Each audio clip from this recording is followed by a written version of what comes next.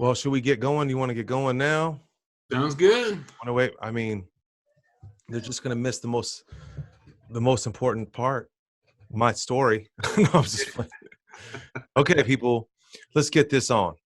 This is my first time doing this deal, so bear with me. I'm gonna share my screen, and then I'm gonna talk for a little while, tell you about my story, do a couple of case studies, and then my man Chad Harris, he's gonna come on. He's gonna tell his story, and then after that, we're gonna go into kind of like the nuts and bolts of doing private money, basically how we do it, the process of private money, and we'll go on from there.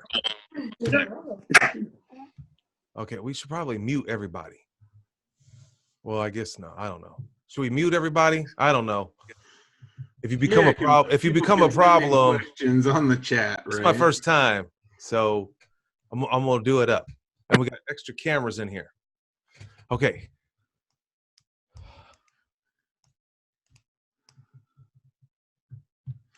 All right. Here we go, party people. First of all, this is my man Chad Harris, and I'm Steve VanCauwenbergh. Hello. I'm in Oklahoma City.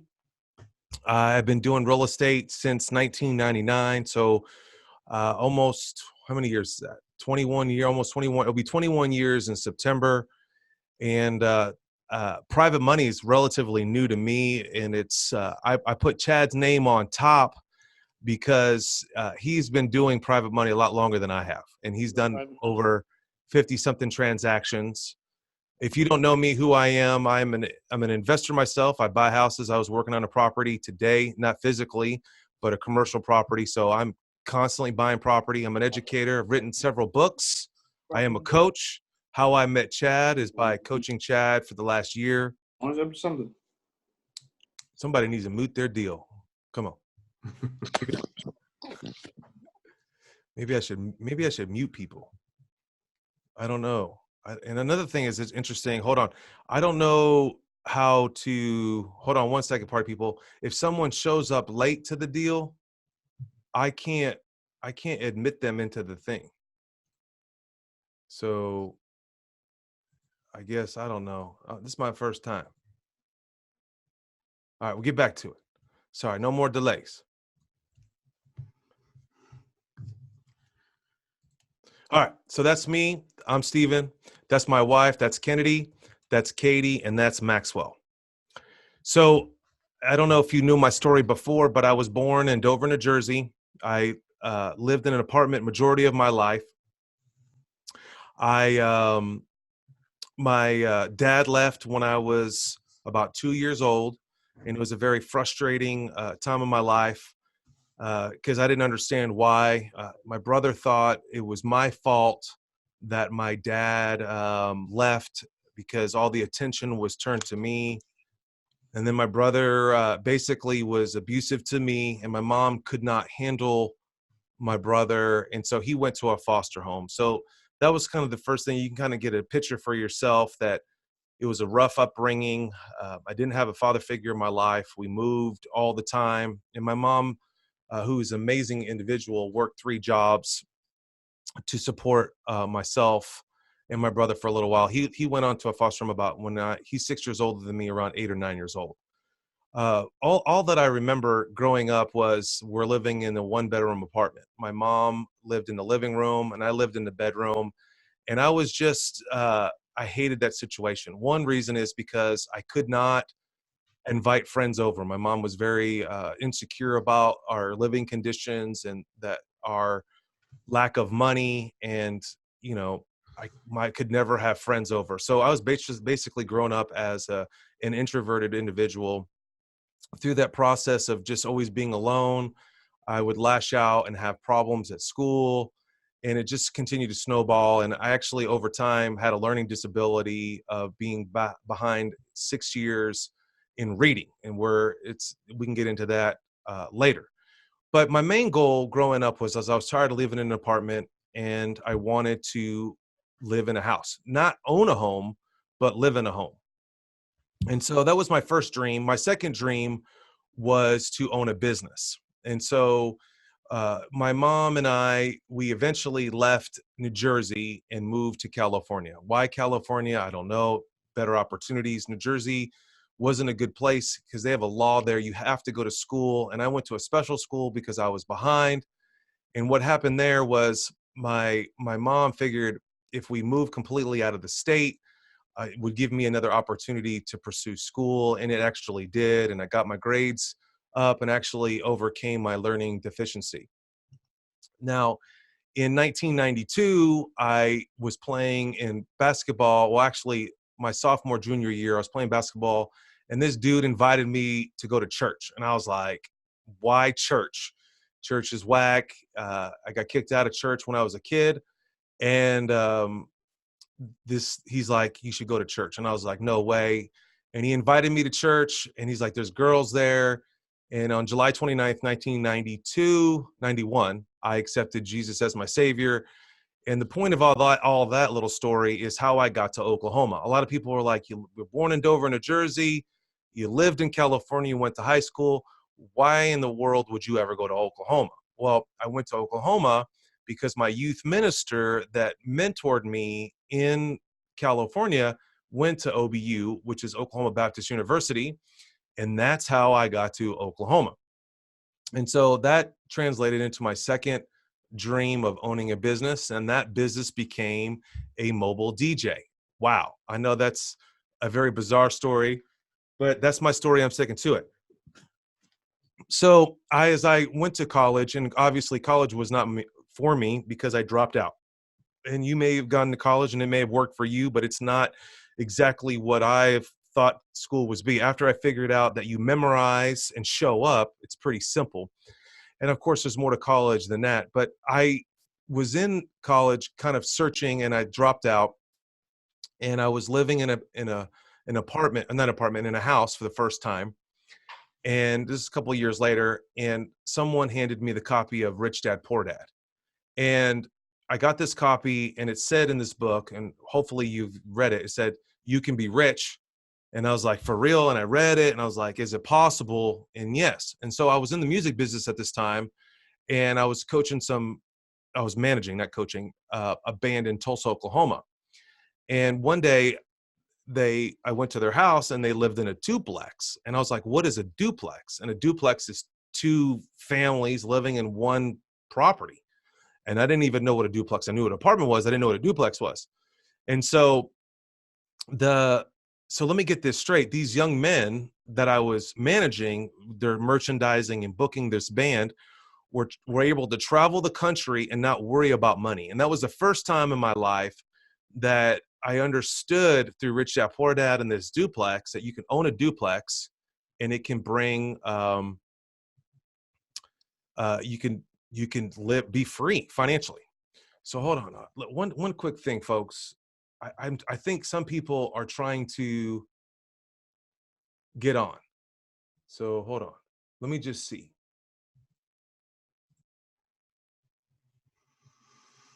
Can everybody see everybody that's on there? I don't know. Okay, there's somebody. Sorry, someone popped up. Okay. Sorry, man. So anyway, so that was my first time that I got to understand that the power of owning something, renting it out, living for free. That was my first attraction to real estate, was that you could live for free. So then I was cutting the grass one day at my house that I was renting, and I saw this sign next door, and it was an auction sign, and it was Daykill Auction. You can look it up here in Oklahoma City. It's still rolling. It's DAKIL auction.com. I looked up the website. I went and I still buy houses there today. I gave an address, and it was not that far from my house. I drove over to the property and walked around the property. And then the auction was actually happening that day that I saw the sign, which is bizarre. This house has been next to me. So I went to the auction, and people were buying houses, and there was 20 something houses, maybe more. I can't remember. And people were buying them for $14,000, $12,000, $11,000. And at that time, my mind was like, how is that even possible? Now, this is 1999. And I was like, even a car was more than 13, 15,000.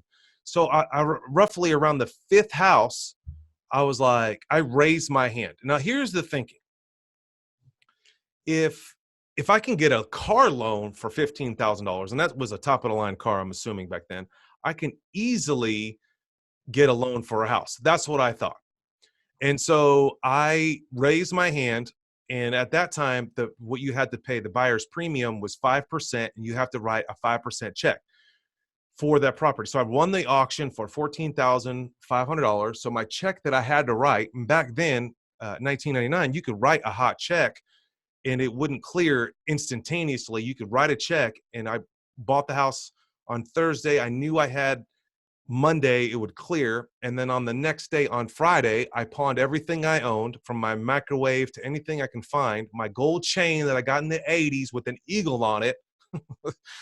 On my first job, when I worked at McDonald's, I pawned that chain to put the 5% down. So I was like, okay, I got that done. $750. That was my only money. And then I tried to go get a bank loan. And they denied me. Everywhere I turned, they were like, no, what's a DJ? You don't have a job. You haven't done your taxes. And honestly, I haven't. And I didn't know. So I did the first thing ever, got my first private loan. I didn't even realize this until just recently, someone brought this to my attention. They're like, that's private money. I called my mom. My mom at that time lived in Walnut Creek, California, in a trailer park that she bought for $16,000, a trailer home. And she called Bank of America, and they're like, you want to borrow $14,000 in Oklahoma? They said yes. And that's basically how I got my first property. So pretty cool. In 2012, I sold a business that I owned, OK Bride, and I invested in myself and hired a book writer. And I wrote the book, The Savvy Landlord. You can get it on Amazon, or I can ship it to you. And that's when we started this brand called Savvy Investors back in 2011, 2012. And 8 years later, this is my first webinar with my great friend, Chad Harris. So let me walk you through. This is my story in one slide.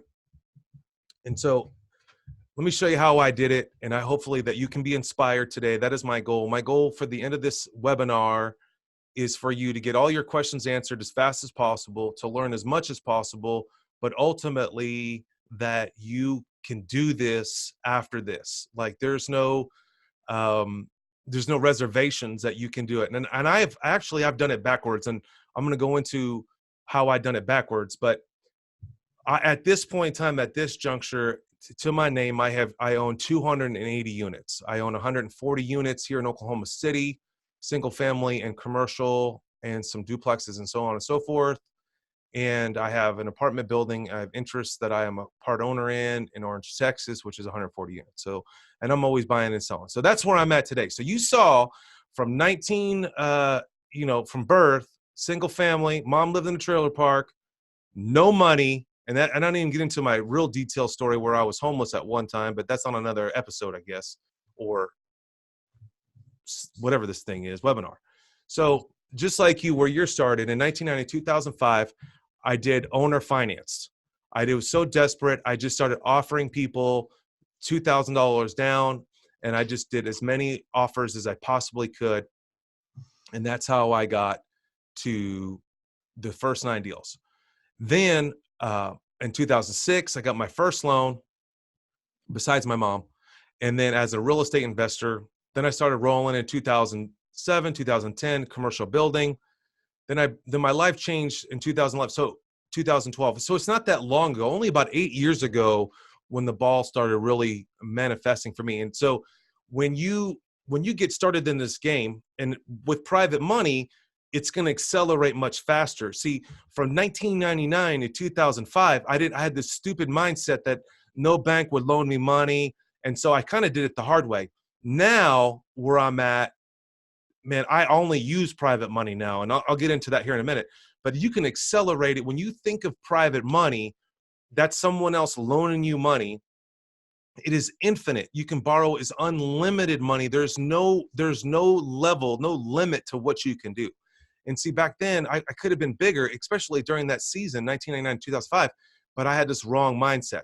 So then I finally got a real mindset in 2006. And it's another story. I don't want to get all, we can cover this stuff. If there's any questions that you want to know about where these transitions are or why this happened, but this is just kind of give you a scope of my life, how I got to where I'm at. So 2011, I bought an apartment building. My life started changing, started really mastering banks, 2013, 14, and 15. And then 2016, I bought 35 houses, 35 units or houses in 2016, started wholesaling for the first time. And then what else? And then in 2007, started focusing on family. I was really overweight. I really wanted to focus on my health. And then I started the radio show, 2018. I don't know if you listened to that. And then in 2019, I went all in on private money. And now I'm focusing on relationships and doing deals. So here's the thing. Look at Chad's face on there. See, here's the thing. I wish this MBA means never bank again. I started out wrong. I started out creative financing, then I went into banking, and then I went into private money. If you saw in 1999, I had a self-esteem issue. I thought I could only buy houses because I had no job. I can only do creative financing. Now, 20 years later, I want to be Chad. This is why I like this guy. He has done over 50 transactions, has not used one bank to fund his deals. So if I would rewind back, I would be the MBA. Never bank again. I would do it differently, and this is how I do it today. One, I use private money to do acquisitions, and then I do creative financing first. And then worst case scenario, I would use a bank. And so when we get started in this situation here in this class, that was my story, and now we're going to get on with it. But the one thing I think that we need to get, over the hump is that you got to have a vision. The people that you're borrowing money from or doing creative finance, they've never thought of these principles or concepts or techniques before. Or a lot of young people that I try to help or coach, they think that they can't do it or there's not enough money. There's more than enough capital.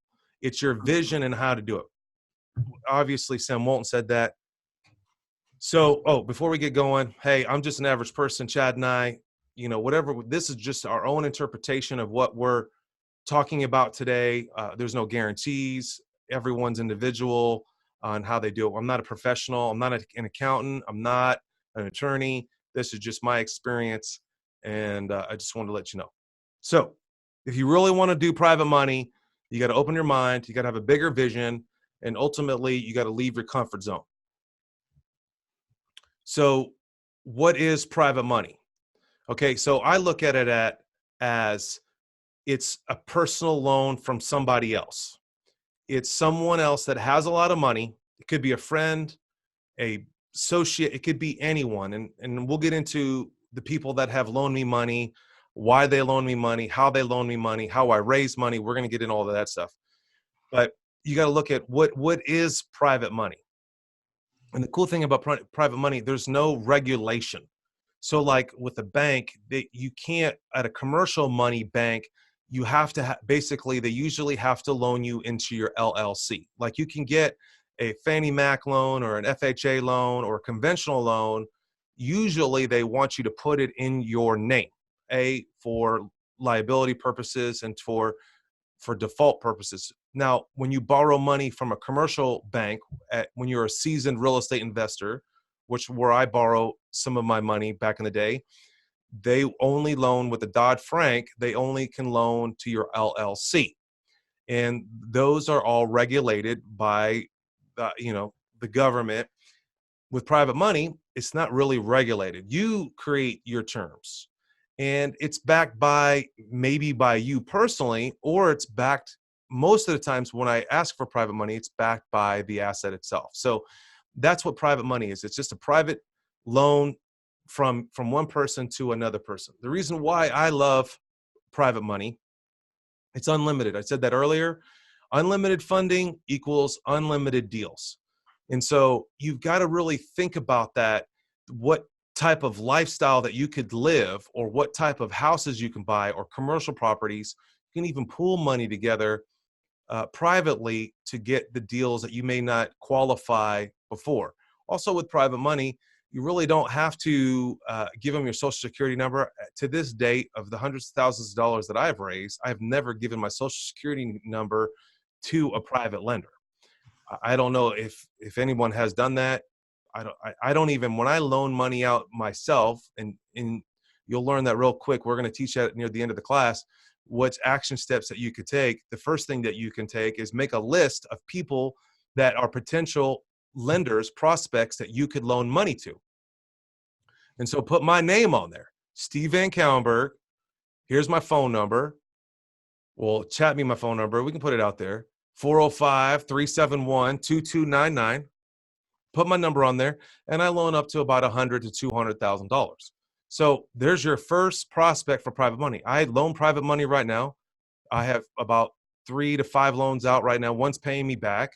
And so right now I have money to loan up to $100,000 on a deal. So your first complaint in your mind as a real estate investor, I can't do this, I have no money. I hear this all the time.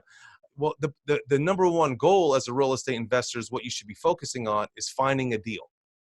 Money is always there.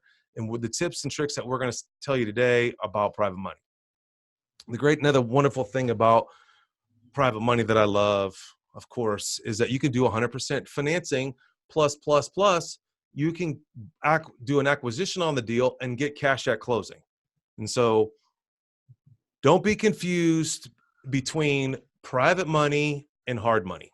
That's one scenario. A lot of people get confused about private money. Remember, private money is on your terms. Hard money is on someone else's terms. Private money is an individual or maybe another real estate investor.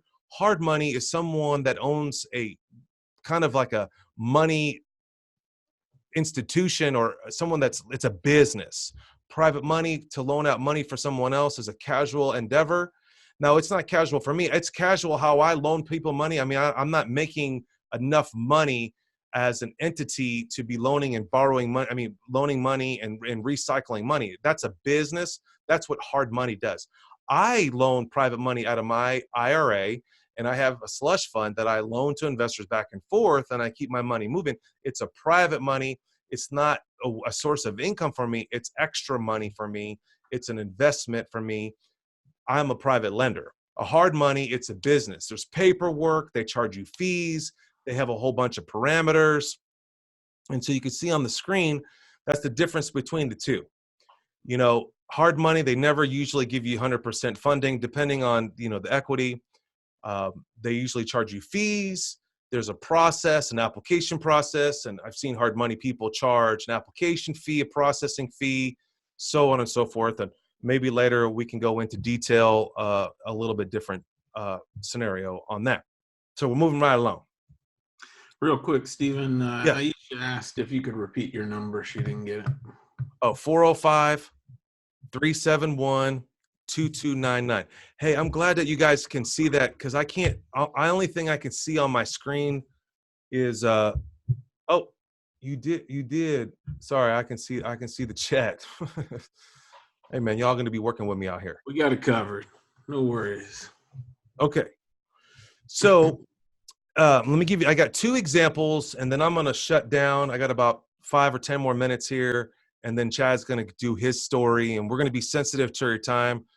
My goal is for about 30 minutes. Chad's goal is about 30 minutes. And then we're going to kind of wrap up with some actionable steps. Should take about 15 minutes. And then we're going to do some question and answer. And then, our goal is to be done probably around 8:30, 9 o'clock, just so you know. Okay. And I'm talking fast because we start a little bit late and I want to give you as much information as possible. You can look this address up in Oklahoma City. This is actually right around my building. This is 19 Northeast 65th.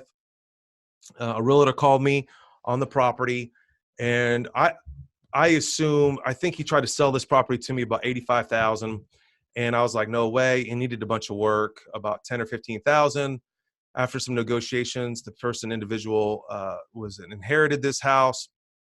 I got the price under contract for $69,000. That's how I got this property under contract. Now, the first thing that I always do when I get a house under contract.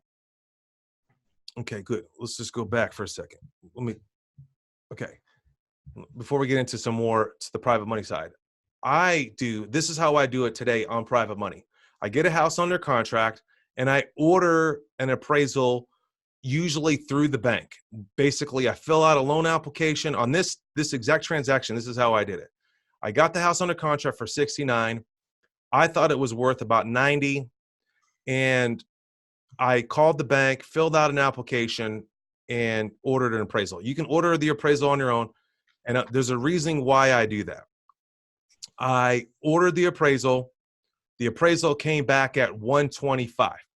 Okay. So that bank right there was willing to loan me the money.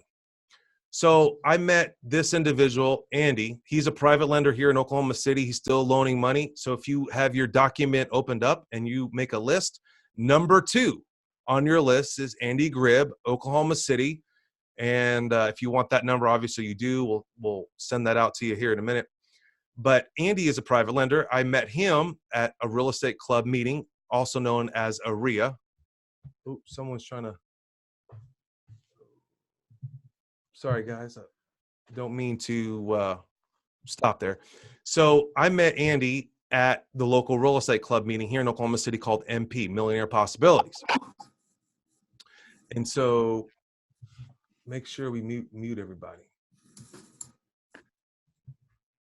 Okay. All right. Sorry, guys. So I met him there. I knew he was a private lender. I knew a couple other private lenders. And his wife is a realtor. And so when I get a house under contract, I'm constantly prospecting for private money all the time, everywhere, as much as I can. That's on my tongue all the time. This guy, wife is a realtor. So I texted him. I said, hey, are you loaning any money right now? That's the first way I do it. Hey, are you loaning any money right now? And I already knew that he was a private lender. I didn't have to qualify him. I didn't have to train him to loan me money. And that's on another scenario. He said, yes. I sent him, hey, I got this house. And I texted them the address and they said, hey, the ARV is 85. And so it slapped me in the face. I said, snap, I want to do this on a no money down deal. My objective is to close the property at 69,000 and put 10,000 in. I asked him if I could borrow 80. He replied back with his wife is a realtor and they pulled comps and they came back with 85,000.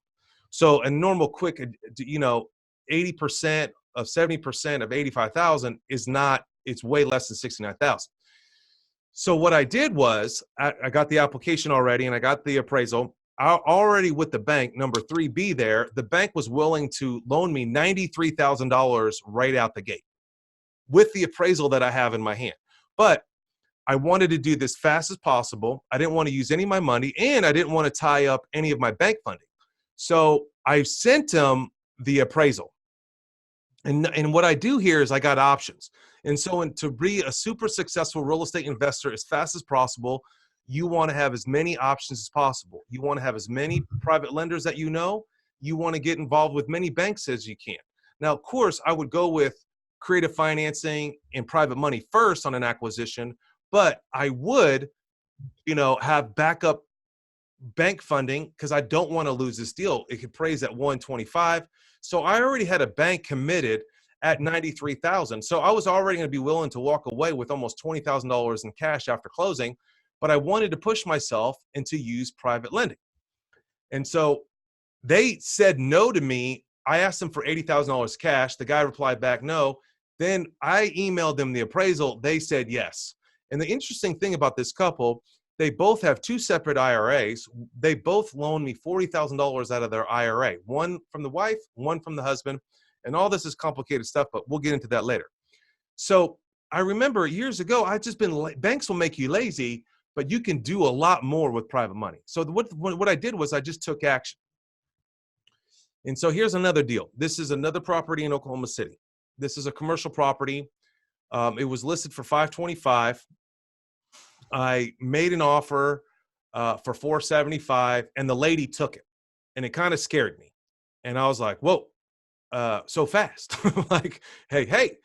And this bank I was working with, I working with a realtor that I was not a super fan of, and he's recommended this one bank to me. He's like, well, I don't trust anyone. So I called my bank that I deal with all the time. And I always, when I get a house under contract or where I'm about to get the contract, I constantly prospect for private money, and I constantly prospect for banks. I have at least 3 to 5 banks that I'm in constant contact with at least every 6 weeks that I touch in some form or fashion, either with lunch, with an email, or with a call. But I'm constantly gathering money to do acquisitions, especially when a smoking deal like this comes my way. So this guy was like, my realtor at the time was like, you got to call this bank. Dude, they're an Indian bank. They loan. They're very loose with their money. I was like, man, I already got the money lined up with someone else, with another bank that I do a lot of work with, and they gave me a soft yes. I can close this thing. And I had some pressure on this deal because I had to close it within 30 days because I already pre-leased this building. This is 8,000 square foot, that a retail store was going to go in there. And so I was like, hey man, I can't be fooling around with this bank. And so anyway, I sent my financials. The guy calls me back. Hey, you're approved. We're going to write it.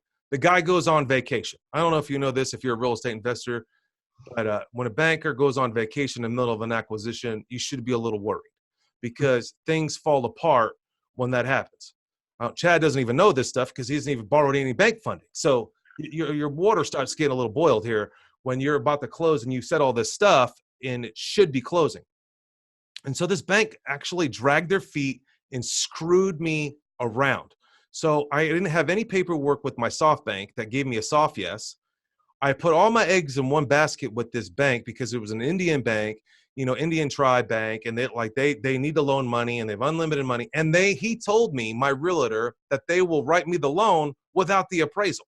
Well, what happened was the banker went on vacation and never ordered an appraisal. And if you're ordering an appraisal on an asset like this, it takes more than a few days. It takes weeks. And so now we're getting to the end of September, and I'm up in arms, and I got to close this thing.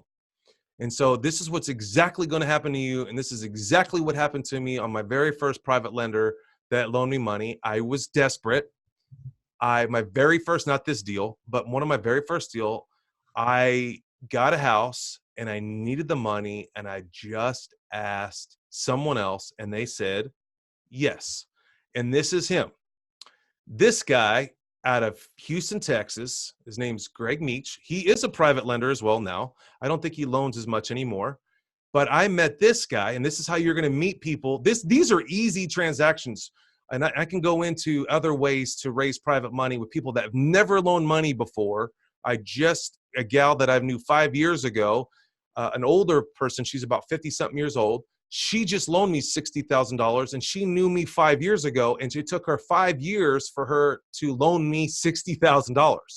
So there's extremes. There's quick guys that are real estate investors like me that know the game and are willing to loan. And then there's people that might take 6 months, 6 years, or a couple of months or a couple of conversations to help to basically convert them to be private lenders. Well, I met this guy several years ago at a real estate convention, which we have one of those coming up. It's called Investor Weekend, and go to investorweekend.com. But this is where you meet these people. I met Greg in Nashville at the Mr. Landlord conference, and you need to go to that. Go to mrlandlord.com. It is the best landlord convention. It's in May every year over the holiday. It's bomb. I love it. And I met him there in Nashville. They move it around. I think it's St. Louis this year. I'm not really sure, but I met him in line while checking in my hotel. And we turned around, and I was like, hey, I didn't know anybody in Nashville. This is a long time ago. And I just, hey, let's have lunch. And that's how I met this guy. Well, through those 5 years of knowing him, he was an investor. He had 10 houses back then. I had about 50. And we started just building a relationship. I would help him. He would always challenge me, Steven, I can't get any more money because I'm all tapped out with FHA loans. I'm like, dude, you're not borrowing commercial money. back and forth. Well, anyway, one day he calls me and he's like, I'm getting out of the single family game and I'm getting into to apartments. And so he sold all of his single families. He only had 10 in Houston, Texas, a little bit more numbers. He walked away with about $1.2 million in cash of selling his houses. Now, granted, I'm giving you the a little bit longer story, but he already bought an apartment. He sold those assets after he bought the apartment, and he had about $1 million in cash. And so I emailed him on Wednesday. I'm closing on Friday, desperate. And I said, Greg, I sent him the appraisal. Can you loan me $500,000 for 30 days? And he replied back, yes. And by Wednesday, he wired me $500,000. I bought that property with no money down. And he only charged me 1 point, which was $5,000. And then I couldn't refinance it fast enough. It actually took me 60 days. So here's how this transaction went down. He wired me the $500,000. I closed on the property. My tenant moved in. He gave me $5,000 deposit, $5,000 rent. The next month, he gave me another $5,000 rent. How much is that? $15,000 in 2 months that I got into my hands with no money. I gave $5,000 back to Greg for letting me use his money. I wired his money back at closing. I had to refinance with a different, actually, I fired that other bank and I found another bank, a credit union that funded that deal. And that's how I took that property with no money down. Is it possible? Yes. Can you do it? Yes. You can do this. Let me tell you. All right. Yeah, that's awesome. Great examples. Okay. Stephen. Can you did I make you hold on. Let me make you the guy. Okay. Anyway, that's my story. If you have any questions, I'm going to monitor the chat from here on in. Chad's going to go into his story, how he's done it, and then we will go from there. Where's my little chat button? Okay, your turn, buddy. So, yeah. Okay. So a little bit about me, how I got into real estate and raising private money. I was a high school English teacher outside Dayton, Ohio here in Lewisburg, Ohio. And then eventually my family moved to Kenya and we served as missionaries there. I was still teaching. I was teaching leadership development and vision seminars. And we loved the work. It really fit me. Loved the people we were working with. And one of the key things from that role was I learned how to raise money. So in the beginning, we had to raise all of the money for that work, and which turned out to be a lot of money. And in the beginning, I was not very good at it. So I would continually meet with people in churches and I would tell them about the needs in Kenya. And then I would ask them to help. And it just kept feeling like I was begging from them, and nobody likes really being begged from. And I wasn't very successful with it. So eventually I had this shift in mindset and I realized churches and individuals want to be involved in ministry overseas. My job was just to give them that opportunity. So I was presenting them with an opportunity to be involved in ministry overseas, and I was explaining to them the impact they could have by supporting us. And once I made that shift, I raised money very quickly. We ended up raising close to $1 million for that ministry. So we were in Kenya for 4 years, and then we came back to Ohio in 2012 for our furlough. So it's kind of a brief period where we report to everybody who's supporting us. And while we were back in Ohio, our youngest son, Bo, was born. And when he was born, he was diagnosed with Down syndrome and had complications with that. And one of those complications ended up with him having a trach tube. And so he couldn't fly. So at that point, we realized we were going to be staying in Ohio. And I had about 3 months before my job would end, all our income would end. And the house that we were staying in was, offered to us by one of the churches. So we were going to have to move. So when I started my real estate career, it was really out of necessity. I needed to make some money quick. I wanted a house to live in. I wanted my kids to have some food to eat. So kind of the basic needs. But when I started, I really fell into private money because that's what I was used to with ministry. So I was already out talking to people, and they would ask what I was doing, and I was explaining to them what I was going to do in real estate and really what the opportunities were for other people and what I was looking for. And inevitably, I would have people ask, hey, how can I get involved? And so from the very beginning, when my job ended with the ministry, we were able to be full-time buy and hold investors from day one because I was raising private money. So my model that I used in the beginning and still use today is I would buy cheap houses that needed work. Back then when I started in 2012, 2013, it was mainly foreclosures. And I would rehab them. I used to do a lot of the work myself and then rent the houses out. And after they were rehabbed and rented, the value goes up. And so then I would refinance that out with a private investor. So when I would refinance it out, then the used to go buy another house, and a little bit of that I would take to pay our bills and live off of. So I had a great incentive in that I had to churn through deals constantly to get that refinance money to make ends meet. And so there were no banks involved. Still to this day, we have over 50 units, still no banks involved. In the early days, I was hands-on, very involved, self-managed. All the tenants had my cell phone number. If you are doing that, there is a better way. Please don't do that. And I learned a lot of those better ways. So now we have built a management system, and the tenants don't have my cell phone number anymore, don't know who I am, and I'm very hands-off.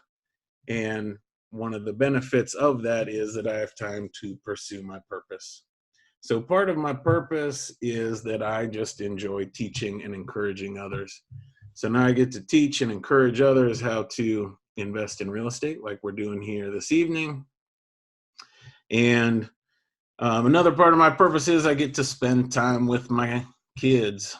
So there's my 4 kiddos. This was taken on our last year. We went to South Africa and Swaziland for a couple of weeks, and we were visiting a ministry that we support and then just going on safari and seeing the animals. And I love creating shared adventures with them, so creating great memories. You can see my little guy there, Bo.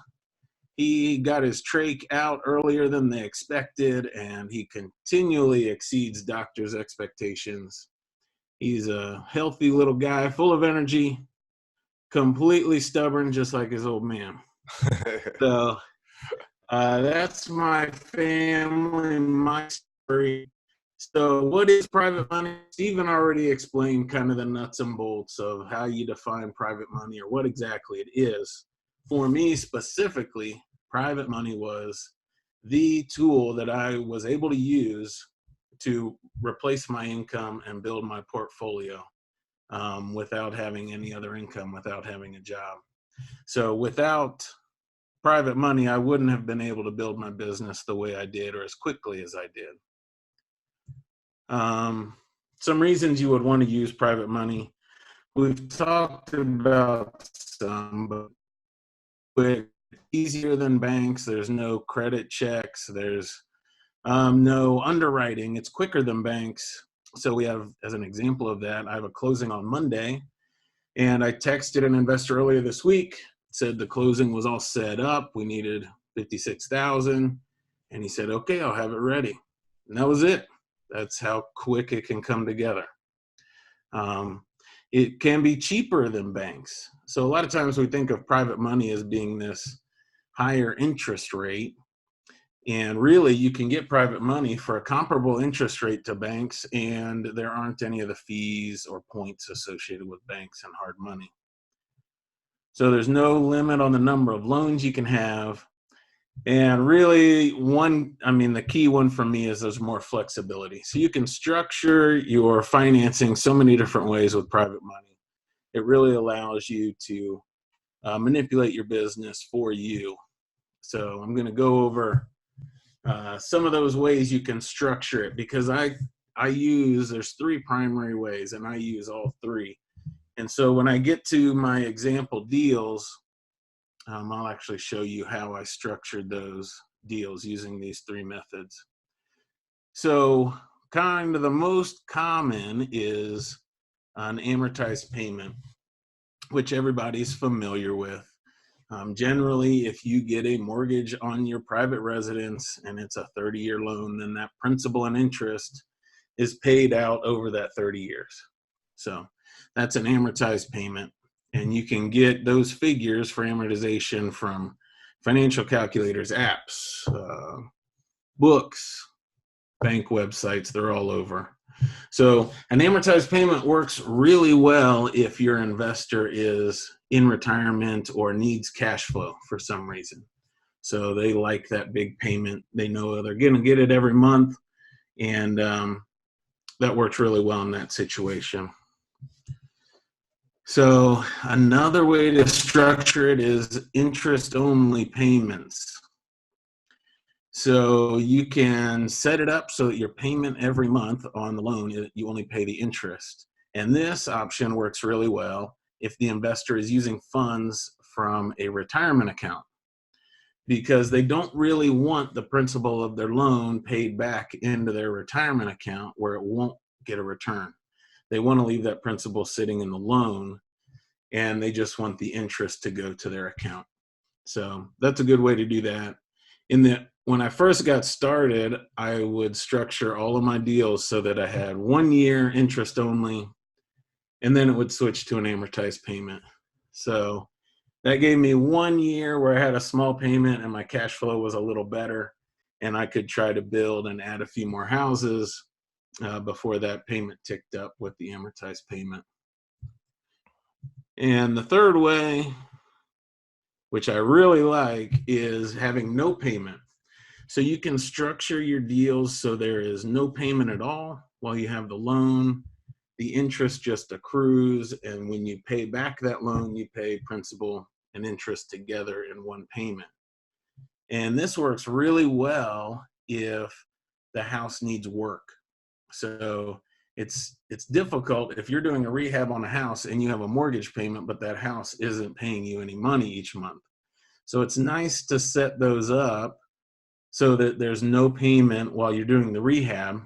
And then if it's a flip, when you sell that house, the proceeds from the sale pay back all the principal and interest. Or if you're doing, the Burr technique, when you would refinance, then that refinanced money pays back the principal and interest. So 3 different ways, and you can use the different ones even within one deal. So we'll go over a couple examples, and I'll show you how I've structured them over the years. So this is a house that we bought. It was a foreclosure, and this was when we were doing the Burr method. And the basic numbers, I bought the house for $18,000. This is kind of like a bread and butter deal, especially in our first few years. We bought it for $18,000. The rehab was pretty easy. $4,000. We just redid the floors, did some paint. Nothing too involved. So our total investment was $22,000. The ARV, or the value of that house after we did the repairs, was $50,000. So we created $28,000 in equity on that deal. We ended up giving a mortgage to an investor for $35,000 at 8% over 8 years. And that just kind of fit what they were looking for. So you can see the loan that we got, the $35,000, was much more than the $22,000 that we had invested. So we made money on the refinance. The payment was $494. So after taxes and insurance, we made $175 in cash flow. And because it's an 8-year amortization, it'll pay off here in just 3 years or so. So I did a lot of deals like this. Obviously, the equity play is nice. You can't eat equity, but equity really helps you build wealth, and equity is great for leveraging to build your portfolio. In hindsight, if I were redoing this deal today, I would not do the 8 years. The 8-year amortization fit that the investor wanted their money back, but it makes cash flow tight. So if I were redoing this deal today, I would do a 15 or 20-year amortization, make that payment smaller, my cash flow better. But if they wanted that money back in 8, I would just put a balloon in that 8th year and then call them before the balloon and see if they wanted to extend it or if I needed to refinance. So that's the real basic, straightforward BRRRR method with an amortized payment. Another deal we bought about 1.5 years ago. This house was, we got off a postcard and it had been inherited by the seller. The purchase was $25,600, and it needed a little more work. It wasn't a difficult rehab. It was about $9,000. So our total investment was $35,000. And after the repairs were made and it was rented, it was worth $85,000. So in that deal, we created $50,000 in equity. And the way we structured this one was I gave a mortgage for $40,000 at 6% for 2 years, 0 payments. So yeah, no payments. That's nice, huh? At 6%. Okay, so what'd you do 6%. after 2 years? What's that? What'd you do after the 2 years? Well, I got about 6 months left on it. We'll refinance it with another investor. Another private lender? Yeah. So you can see on the mortgage, we received $40,000. For the investment, we only had to spend $35,000. So I put $5,000 in my pocket when we bought the house. And because we don't have a payment on that mortgage, the cash flow is great. So $725 a month in cash flow. So let's figure this out. So you got cash at closing, right? Yep. And then now you just made a free, basically $15,000 in cash over 2 years. I mean, of course you have taxes and insurance. So that's like crazy. And then the equity has gone up because your market's getting hot up there. So is the value of the house 85,000 today, or is it 100? It's probably 85, 90. Okay. So you still owe 40 for that. You still owe $40,000 on the property, which is 50% ARV roughly. Right. So you can go to any bank or any investor. I would loan you that 40,000 tomorrow if you would like. We could do this deal if you'd like. All right, in a couple months I may call you up. All right. So yeah. But awesome. For me it was great because I get so much cash flow from it. And in that 18 you own months, you own the asset. Dude, yeah. you own the asset. You have no money in the deal. It's been paying you $600 something a month. I mean, you could live a great life. I mean, I don't know. I don't even do it this way. Like, I think a lot of people get nervous that they don't make a payment. How'd you convince your private lender that you're not going to make a payment for 2 years? Like, what were they thinking? So with my private lenders in the early years, I had to pitch to a bunch of people, right? So I was telling everybody I was going out finding new investors.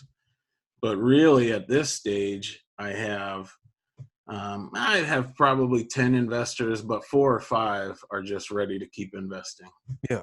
And some of them are in stages in life where they like cash flow and they want the amortized payment. Some of them in their stage in life, they don't need the payment. It's just an investment. So it doesn't matter to them whether I pay them or not. They just want the return. So they just want 6% of their money. They can wait 2 years. I have another friend that does it this way. So you're going to pay them back how much and sometime in 2020, how much is there? What's your payoff? Do you know what that amount is? We can figure it out here So real quick. 6% is six. 2,400. Yeah, it's like So little that money. would be 44,800, about $45,000. So $5,000 for 2 years to park their money is ridiculous as an investor.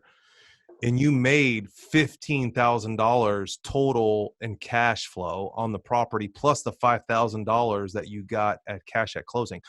So let's just get this straight, ladies and gentlemen, boys and girls around the freaking world. I need to put you back on a podcast. So you got $5,000 up front Yeah. on top of the rehab of pocket money. And then you pocketed $15,000 in 2 years. So you've made $20,000 and you just paid them back their 40 and their $5,000 measly amount of money to let you use it. This is insane. So you made $15,000 of liquid cash, probably depreciation if you have a good accountant. And then you still own the asset, which because I'm going to loan you $40,000 in 3 months at interest only. You're going to pay me $500 a month, and you've never. I mean, this is like they need to put me on an infomercial. This is I'd never even seen this deal. Like, dude, I'm giddy over here. Nobody else is muted. They don't know.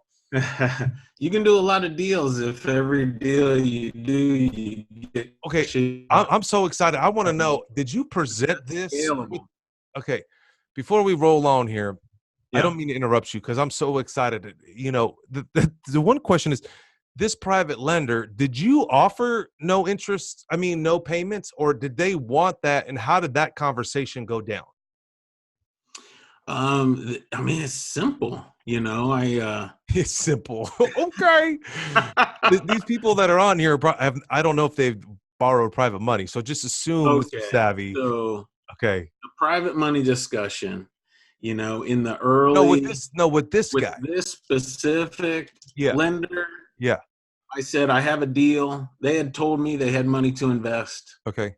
I called them up. It was probably a week later. I said, I have this deal. We can set it up at 6%, no payments for 2 years. Wow. And I'll refinance you then and you'll get your money back. And they said, okay. Okay. I mean, so how about this? Let me give you some super savvy. So say this is due June 1st. Are you going to call them up and say, hey, now the reason why they probably didn't want a payment because they didn't want to pay tax on it, probably a specific time because they have not received any income. Right. So if they're an accountant, I see Grace is on here. She's an accountant. What up, girl? But the thing is, I'm assuming they just try to move that tax liability temporarily. But what you can do, and if I was you, I would say, hey, your loan is matured. What would you want me to do with this insurance? I mean, with this interest, I can roll it on and keep the ball going. Right. I mean, or I can give you the $5,000 and keep your $40,000 in play, and let's keep this going. And so another 2 years, you could give them $5,000. What do you think of that? Yes, that's great. So, I mean, it would either be that I call them and say, hey, can we just keep this rolling? Or if I refinance it, I would pull more money out, right? Well, yeah, I guess that would go over 50% loan to value. And then they're going to give me their 45 again. They don't have something else that they want to invest in. I'm just going to find Yeah, and they have an asset that's collateralized as an investment. And so you're working for them in their mind. Okay. Sorry, my friend. Continue on the. Oh, no. It's fun stuff. I love it. So that one, we use the no payment, and you could easily do that deal with interest only payment too. Yeah. It would work out the same way. That's how I do it anyway. So. Yeah. The only catch with the no payment is you don't want your loan to value very high. You want it a low loan to value so that as the principal of that loan increases, you're not getting above what you can refinance it out for. So, okay. So why do private money investors lend to us? A lot of people have this kind of hang up or fear They don't want to go out and talk to people about investing because they feel like they're going to be asking for money. So if you remember the whole discussion of how I raised money for ministry, it's the exact same process with private investors. You never want to go out and ask for money because it sounds like you're begging, and nobody likes that. So you're presenting opportunity. So there are people all over who have money that's sitting not in the stock market, or that's in a 401k that they don't use, or some account, and they're not sure how to invest it, or they want to get into real estate, but they're not sure how to get into real estate. So when you go out and talk to potential investors, you're going to give them an opportunity, present the opportunity for them to get that great investment. So always remember, the reason they're going to invest with you is because it benefits them. Every pitch has to be focused on the benefits to them and the opportunity you're giving them, not what you're asking for or what you need. So key benefits you can cover with potential investors. There's a higher interest rate or a higher rate of return than they can get from a lot of other investments. And then with this type of investment, their principal is secured by real estate. So that's a huge difference from the stock market, where their principal is always at risk. And the closer they get to retirement, the more that scares them because they don't want their principal at risk. So with these type of investments, the principal is secured by that property. They can get monthly income, which a lot of people really want, and it's hard to get from other investments. And they can diversify their investments. So, every investor hears about diversifying their holdings, and generally they think of only what their brokerage offers them. And this is a great way to, further diversify and give them more things to invest in. And it's an easy way to invest in real estate. So people watch HGTV and they think real estate's so sexy and great and they want to get in, but they don't know how. You're giving them that opportunity to get in with real estate. And they love telling their friends they're investing in real estate. I guarantee you that. So the docs that you're going to use, this is one of those detail things, but you want to know it beforehand before you talk to them. The two main ones you would use is a mortgage note, which just lays out how much money they've loaned to you and how you're going to repay that. So that's where you would make the payment, either amortized interest only or no payment. And then you'll have a mortgage deed that says how much money was loaned and what piece of real estate is securing that loan. And it clearly defines what your responsibilities are as the owner of the real estate. And then you would record that with the county so that it's a lien on the property. Those are the standard documents. If you do a loan where it's not tied to a specific property, then you can use a promissory note. And a promissory note basically says, it's an unsecured loan, but basically it means that you personally are the security for that note. So if you default, then they can collect that money from anything you own. And one example of where I used a promissory note, I had an investor who loaned me money for a flip. And I knew when I would sell that flip that I was just going to roll that money into another deal, maybe a flip, maybe a BRRRR refinance. And I didn't really want to go through the process of every time I sold the property, paid him off, then I would have to redo the paperwork with him on the new property. So we just did a promissory note for 4 years, and it gives me the freedom to, whenever I sell that property, I just roll it into a new property. And that loan is based on me, not the property, so I can transfer it between properties. So that's a good way to use a promissory note.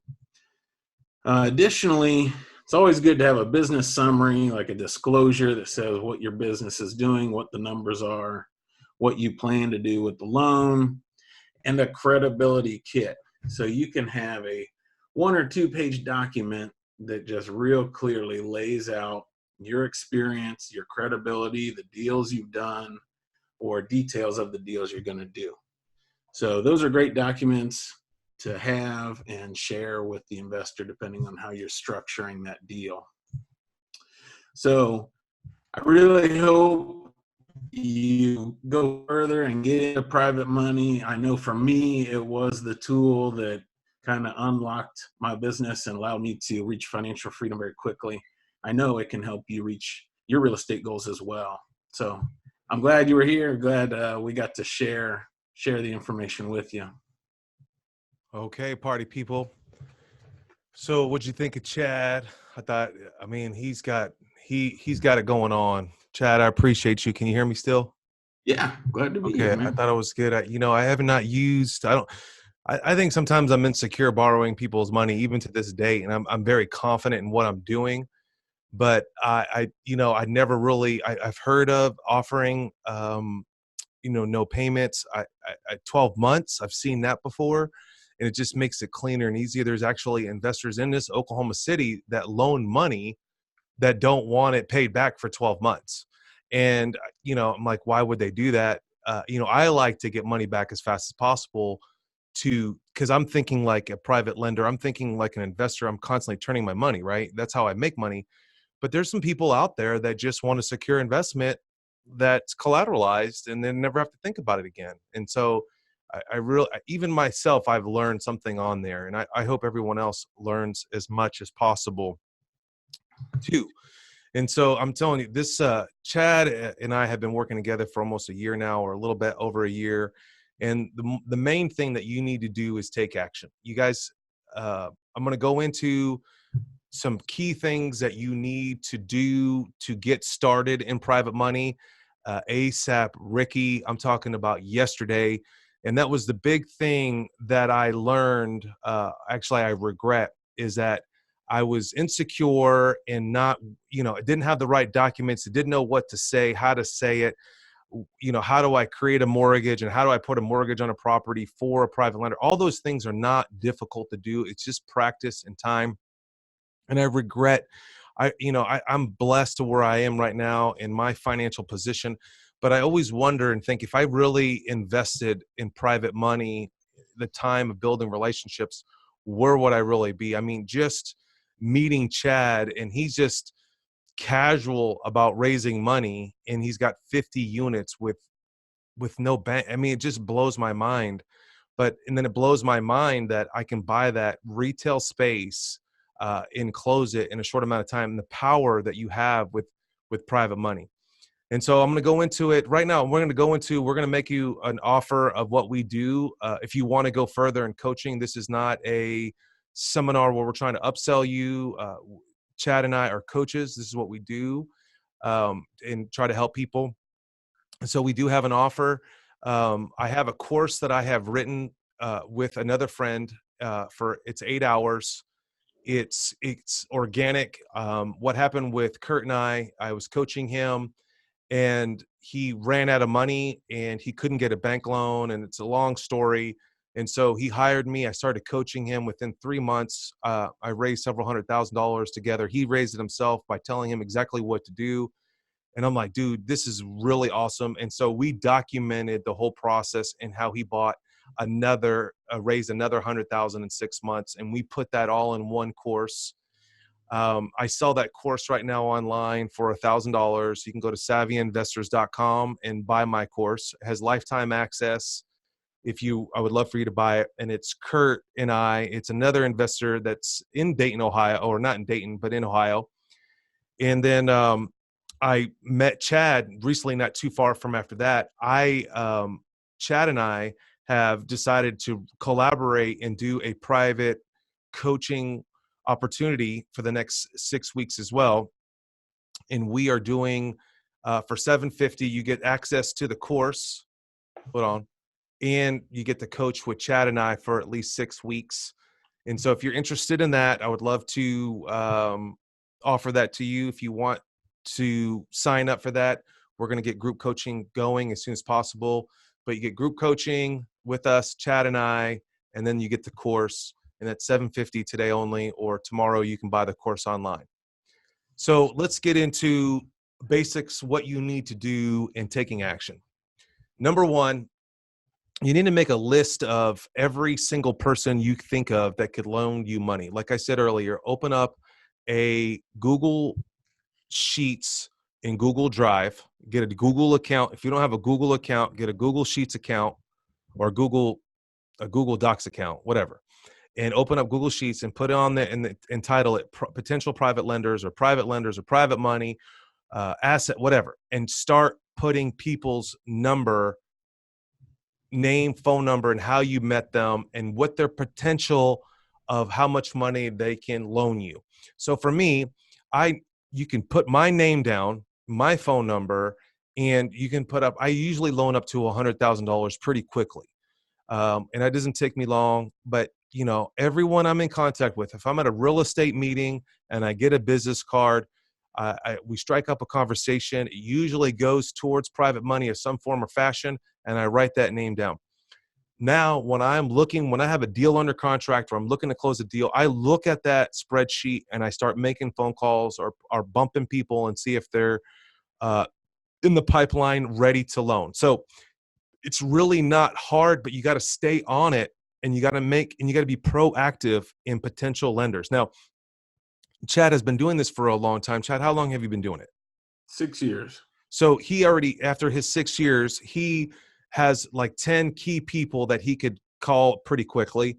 I have about 4 or 5 key people that I usually call first, but on my list of people, friends, family, there's at least 50 people on there that I forget about, and then I have to go back and cycle it.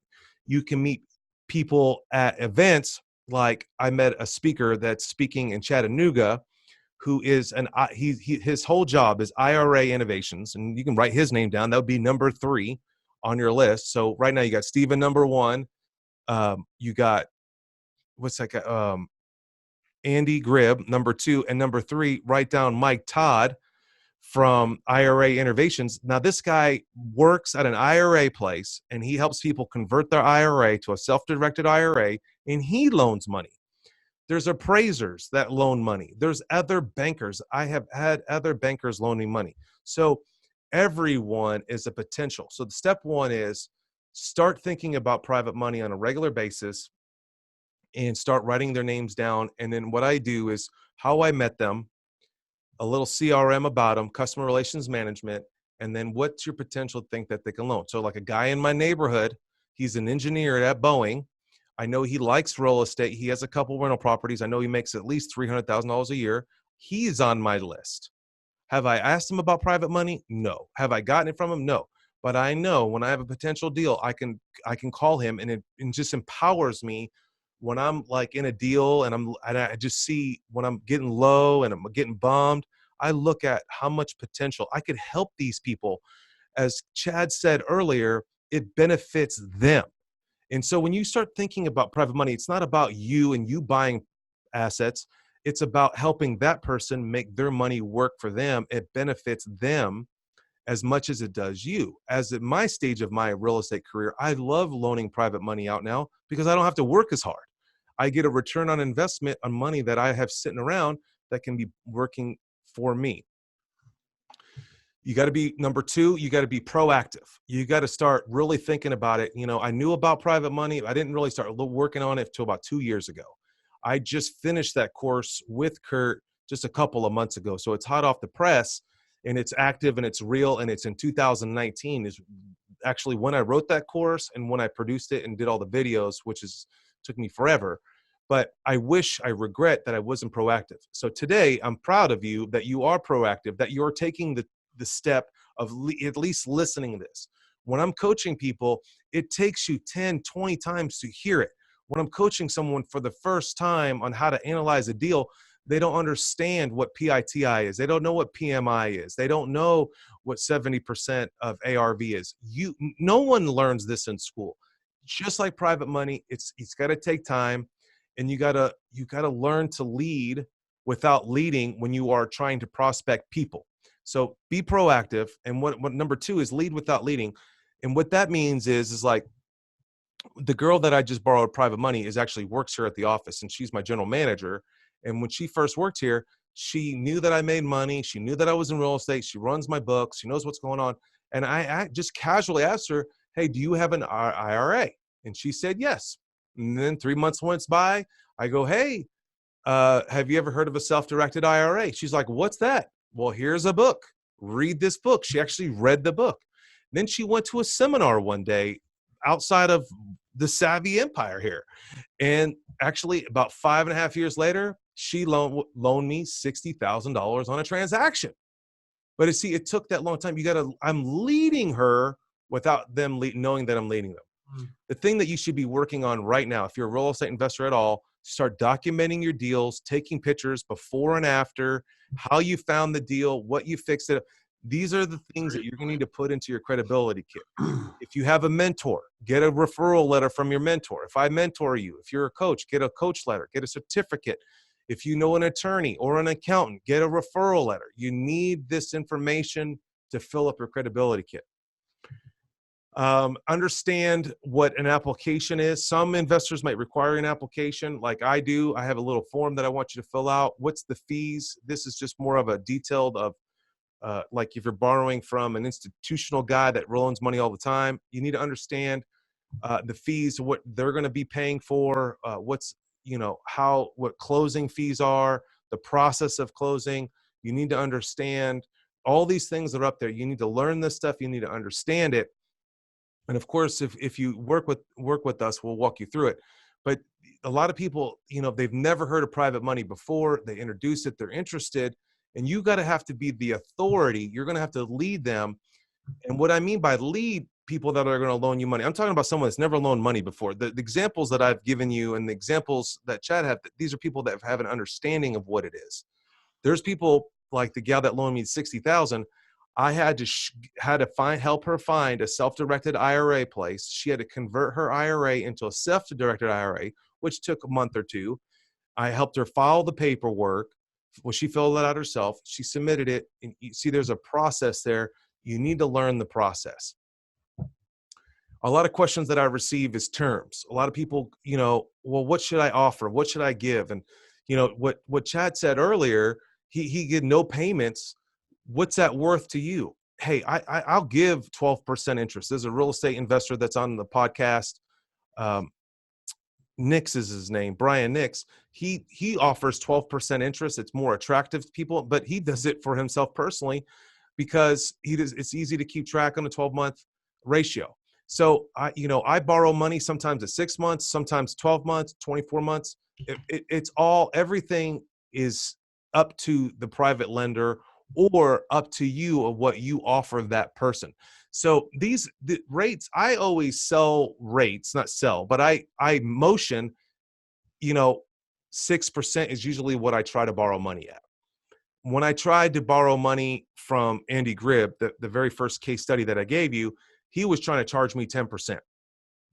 And, if I was new, and I'd probably take that and I could still make money at 10%, but I was like, hey buddy, and this is not, of course, this may sound arrogant. And so I apologize in advance, but I came across with, hey, I already have a bank loan.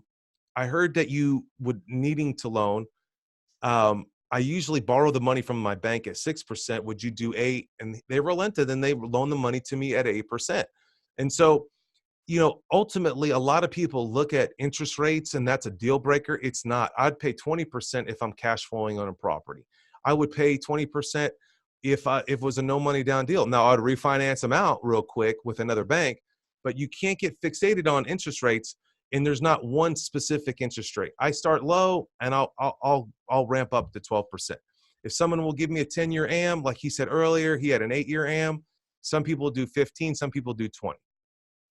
Now, real quick, Stephen, somebody chatted asking if you had an example of a referral letter, what that would look like. Yeah, I can probably dig one up. You can Google one up. Yeah, I mean, I can probably put one together. It's in my credibility kit. I haven't worked on my credibility kit in years. But a referral letter is like, hey, I do it's like it's an industry letter, and it could be on a letterhead, or it could just be not a handwritten letter, but it's just a typed out letter with a date, a formal letter that says, hey, hi, my name is Stephen like for an attorney, hey, my name is Jeremy Willis. I'm an attorney at blank and blank attorney firm. I have done several transactions with Mr. VanCauwenbergh, and I have done several. That's a referral letter. Someone that will vouch you. Usually you can get that when you have vendors will give you a letter. Like you could get a letter from the bank that you work with in good standing. The problem is a lot of people don't know that you can get. I will give you, if I've worked with you and I've known you for a little while, I will write a letter referral. For example, Jeremy Willis works here. I've known him for 5 months. He's been shows of good character, and that's a referral letter. I know him. That's all it needs to be. Now, if you hopefully that I answered that. I know I kind of danced around that. I mean, I can give you an example. I just don't have it prepared. It's a great question. So we're going to kind of wrap up with this. So you got to keep in mind when you're borrowing private money, you're going to know objectives. A lot of the objectives is like, well, what happens if this happens? What if the house burns down? Well, we insure it. What happens if you default? What happens if you get divorced? There is some scenarios that you need to kind of memorize. I wouldn't say script it, but you kind of have to have an understanding. Some people are just nervy. What if can I lose my money on this? And you're going to say, I don't see why. I'm guaranteeing it, and you could personal guarantee it or not. It just depends on how comfortable you want to deal with that person. Make sure, I love that Chad slide. I didn't know, Chad, you put that other slide in there. The documents is beautiful of all the things that you need, a mortgage and all this stuff. Love it. The thing that you need to have them ready. You need to understand what a mortgage is. You need to know, and of course we have all this stuff with our class, but the thing is like, you need to know these documents, go over them. And so, because when you sit down with someone and borrow their money, they're going to ask you a question and you're going to have the answer. You can't just get the documents from me. I'm like, hey, here's my mortgage that I use. Good luck. And then you print the mortgage out and put their name on there and then file it with title. And you don't know what it is or what it says. You're going to have to understand documents and then focus on what you're trying to do. You're an investor first. Not everybody is a perfect private lender. Okay. And so, and again, and a lot of people don't know this. A lot of people, this is the most fascinating thing I think in this, is that a lot of people didn't know what a self-directed IRA is. Like, what is that? Basically, you are in control of your money that you and your employer have been putting into a retirement fund. That retirement fund is considered an IRA.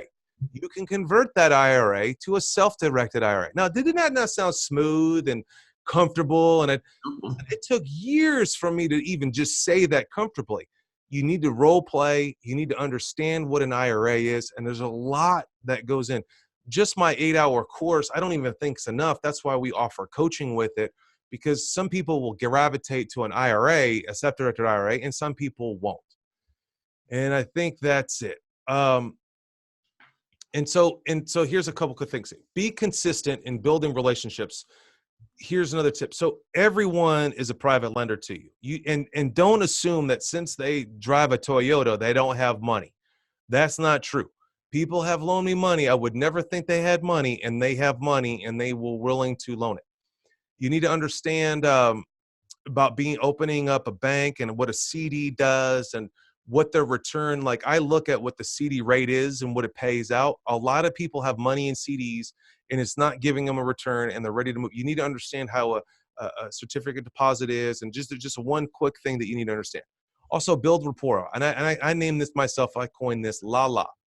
Letter, ask, lunch, active. You've got to be active. So not only that I'm active with my banks, that I haven't even borrowed money in probably almost over a year now with my current banks. I've borrowed more private money in the last 2 years than I have with bank funding. I'm still constantly building relationships with my banks. I just had lunch with a bank the other day just to make sure that I'm active, because you never know when the market crashes or opportunity comes, private money may not be there at that time. That's one scenario that you need to consider in private money. It sounds great, Stephen. It's awesome, but I try to get private money. The guy said yes, and then I'm ready to close. Then 2 weeks later, he loaned money to somebody else, or someone got sick in their life and they couldn't loan me money. It is volatile in some degree, and it's not as consistent as a bank is. But if you have relationships and you're constantly, so when it constantly churning and moving, when I get something on a contract, I softly text people, hey, are you loaning anything right now? I have a deal potentially in the pipeline. It's $100,000 I need to borrow. The ARV is 180. Are you willing to loan it? And then I'll get a 4 or 5 soft yeses. So that's what I'm saying. I write letters. I was at a real estate commercial luncheon the other day. I met this awesome baller guy. I wrote him a letter.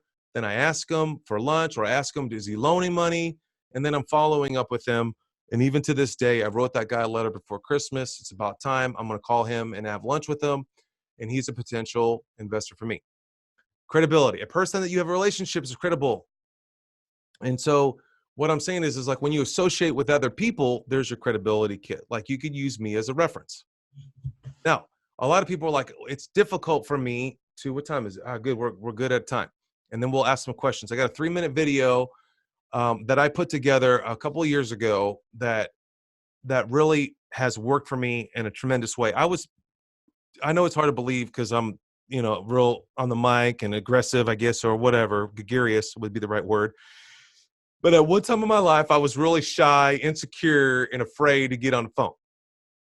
And when I was getting into private money pretty heavy a couple of years ago, I was like, I'm going to find a way to scale this private money up as fast as possible, raise as much money as possible, and do as less work as possible. That's just my mantra.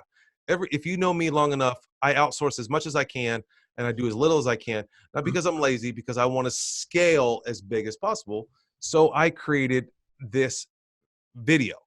And so we're going to watch this 3-minute video, and this is how I raise private money. I want to tell you a little story about how real estate investors can help average people get better returns.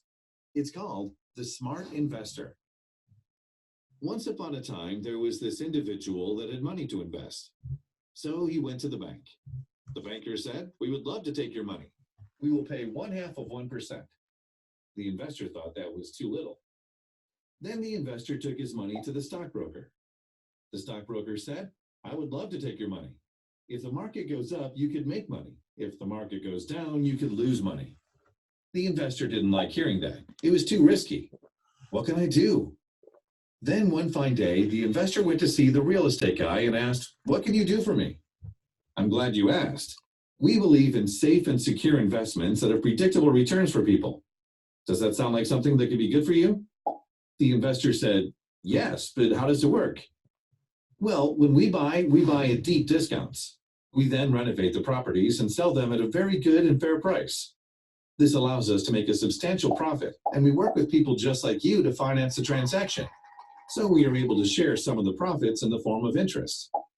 Mr. Investor, there are 5 different things we do that make sure we protect our investors. Remember, I not only said profitable, but safe. We provide title insurance. We provide homeowner insurance or a hazard policy that names you, Mr. Lender, on the policy. We also have a low loan to value. What does that mean? Loan to value, sometimes called LTV, is the difference between the loan amount and what the property can be sold for. We keep that margin over 20%. We would never borrow more than 80% on any particular project. That would include both the purchase price and the repairs. If these two add up to more than 80%, we will not do the transaction. The 4th thing we provide is a mortgage. This pledges the house as collateral, and the mortgage will be recorded in the public record, showing you are the lender. We also provide you, the lender, with what is called a note or an IOU. Last but not least, we don't just shake hands and call it a deal. We do each closing at a title company where everything is out in the open. We document the transaction with a HUD statement, which you probably used when you bought your own home. The HUD shows where money comes from and where it goes, so everyone has a clear picture. So, Mr. Smart Investor, we buy the property, we renovate it, and sell it, at which time we will repay the loan and any remaining interest that is due. So, Mr. Investor, what do you think? Sounds good. How do I get started? That's simple. We will schedule a time to sit down and talk about exactly how we can best work together. Then we can discuss how much cash you'd like to put to work, how long you'd like it to work, what kind of transactions might work best for you, and the date you'd like to begin. Everyone lived happily ever after. All right, that's how I do it. So, Sure. Any questions, any comments? If you want to sign up, we're just going to find out how many people are interested, and let me know. I'll put my email in here. Anybody have any questions? Should we unmute everybody? I don't want to overspeak anybody, I guess. Does anybody have any questions? Or anything to clarify that you'd like us to explain a little further? Okay. Should I unmute everybody? How do I unmute everybody? Can I? Or if somebody, or if somebody can, if you have a question, you can type it in the chat there. Yeah, come on, folks. Let's get this on. Can you see me? Oh, admit. Thanks, Grace. Said it was great. Hey, thank you. Appreciate Hey, you this is our first time. We're the real deal real estate investors. We're not sleazeballs. We're not trying to sell you anything. This is what we offer. This is what we believe in. We believe in what we're doing. And a lot of people ask us all the time, how do you do it? Can you show me? And so this is what we're trying to do, is we're trying to reach the people that really want to learn this process of raising money. If that's you, am I loaning money now? Yes, I am. You can email me the house, or here. This is if you're ever needing any money, go to this website, Red Capital Funding, and this is my application process. It's a form online. You fill it out, and we can share it with you real fast. But that is my website right there. If you type in Red Capital Funding. And just like I'm trying to be compliant with Dodd-Frank and all the fun jazz, you have to have an LLC. And these are just basic questions that I ask, and then I just do due diligence. I'm a in between hard money / private lender. So I'm not a private lender like we're trying to borrow money from per se, but I am definitely landlord friendly, and I want to make money as much as you want to make money, and I'm happy for you to buy an asset. So, all right. Well, that's it, right, man? Hey, I got a family I can go to. This is your opportunity of a lifetime. What's your question? Okay, Mr. Blake Lennon, I like you. Yeah, and I'm all interested. I'm not gonna start offering no payments. I'm gonna try to get one of those. Oh, yeah. It's a good deal. Dude, that was awesome. I forgot about it. I think this is like, we should have like a year annually review. The people are on here. You should come back in a year and see if you borrowed any private money. I've got private lenders looking to expand. So I've got, what does that mean? What does that mean?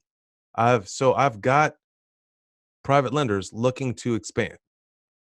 So,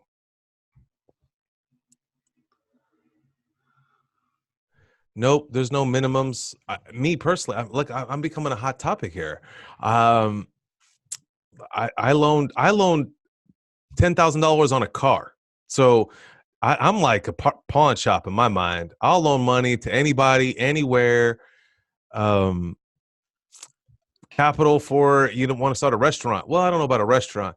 You're going to definitely collateralize something, but that's what I do. If you really want to learn about private money or about how money works, I definitely would pick up a book called The Banker's Code by George Antone. It's a phenomenal book. I know the author. He's a phenomenal man. And it really opens your eyes on how money works, like how to loan it. And, if you can understand how people loan money, when you're borrowing money, you'll know how to talk to them better. And, your transactions will be a lot simpler in understanding how the whole process works. There's my friend, Shirley. Yes, girl. Loves the concept. All right. There's no minimums to my loan. I know, Chad, what time is it in your neck of the woods? I know it's 8:30 here, and I like to be home by 9. Yeah, 9:35. Okay. Yeah. Well, you got my email there. Some of you got my phone number. Okay. You mentioned mortgage and note. Yeah. So notes can't be filed. So if you have a promissory note, that is not filed, and the mortgage note isn't filed, but the mortgage deed should be filed with the county so that anybody else can see that lien on the property and know that when it's filed, that puts the lender first in line, gives them priority with their lien. And that's what the term collateralization means, because they're in first position. They basically control the property, or AKA own the property. They technically do in an essence, but yes, you file a mortgage. They are always filed. I think you can file in Oklahoma. I see promissory notes filed. I file everything. So personally, Okay. in Oklahoma, Maybe you file it. Yeah. Here you can't file notes, at least in the same place. Yeah, and keep this in mind too. Just so you know, here's another tip. This is a good question. I've loaned money in Ohio. I've loaned money all over the country. In Tennessee, I loan a lot of money. Every city and state, not city, is different. Like in where I loan money in Ohio, they don't do note and mortgage. They just do deed and guaranteed deed or something else. And so I had you as an investor, you've got to lean on your title company, and they know the laws and they know what documents. So you as an investor, you should probably do your homework and connect with a title company and know the inner workings of a mortgage. And my Old Republic is my favorite one, and they won't necessarily write a mortgage for me, but whatever mortgage I send them, they send to their attorney, and they gonna go over it for me too. So everyone's different, and in Florida is different than in Oklahoma. So just be prepared on that. If you're from a different state borrowing money from another state, that investor may not understand the difference between what to file on that property. So it's your responsibility as an investor to know that. Yeah, good. Good question. Yeah, there was another question about whether I would pay off my houses or keep rolling them. I thought of that too when you were all excited about paying them off. I was like, good question. Yeah. I want to continue to leverage them and grow my business at this point. At some point in the future, when I have the holdings that I want, I'll start to pay them off. But I always like the freedom that if I want a lump of cash, I can just go to a private investor and say, here's what I can offer you, and pull that equity out in cash. That's nice. So, yeah, Why would you or not file a promissory note right on? I feel like some houses are filed, if I was loaning you money, I'm going to file a promissory note on that title. Why? Because it clouds the title. Nothing can happen until it's removed. And the only way I'm going to remove a promissory note is if you pay it off. So up in Ohio, it seems like a little bit more riskier to me to loan money to Chad if I can't put a promissory note, because when you put a deed on a property, you're controlling it. And then when you're putting a promissory note, you're controlling it too. So it's almost two things attached to that property. Each state is different. The notes, yeah, they're different. Well, yeah, explain it. I could be wrong, but I don't know Ohio, so tell us. So yeah, at least in Ohio, the promissory note doesn't have any real estate tied to it, so it's just personal. Individual. It's a personal loan, so you can't. Right, that would be for me, and then with the mortgage, the deed and the note are the same sum of money, same lien. Yes, but see, like in Oklahoma, it's a personal guarantee, right? The promissory note. But here's the cool thing about Oklahoma. I don't know about it clouds the title. If I file a promissory note on a property in Oklahoma, it has to be released before they could sell it. So, for example, like your promissory note that you're talking about is between you and that individual, right? So it's not documented anywhere. It's a piece of paper that's worth cash, right? And it's a piece of paper that's probably should be in a safe somewhere. So if you lost that piece of paper, right, it would not, you be kind of screwed in essence. In Oklahoma, we file promissory notes and it goes on that title, and it will not come off that property until there's a title, a mortgage release. That's Oklahoma. Yeah. But I've seen that in other states, like you're saying. And there's a book, I can't remember the book. There's a book that I have somewhere that goes into every state, I need to get that in every state, and what title is what's required. There, Yeah. every state's different. It's bizarre. It's like 11 states do it our way. Oklahoma is old school. All right. If I have the option of ending and controlling a deal, okay. Here's a question. As an investor, may I as well not file a mortgage note or prom if I have an option on ending, controlling a deal or title? So what is he saying there, Chad?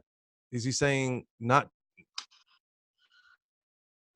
I am not exactly sure what you're asking, Blake, but anytime, if you have a mortgage, if you are the mortgage home holder or the person lending the money, you always want it filed because that's what secures your first position. Right. If you lend money and you get a mortgage, but it's not filed, then somebody else lends them money and they record it, you're in second position, which is much less valuable. So you always want to file it. Yeah. That's it. Good. Okay. Well, that's it. Thanks for your time. FPR for your time. All right. Well, it's been There we go. Yeah. Thank you, everybody. All right. You guys enjoyed it. You guys have a great day, great night, whatever you want to call it. Peace out. See ya.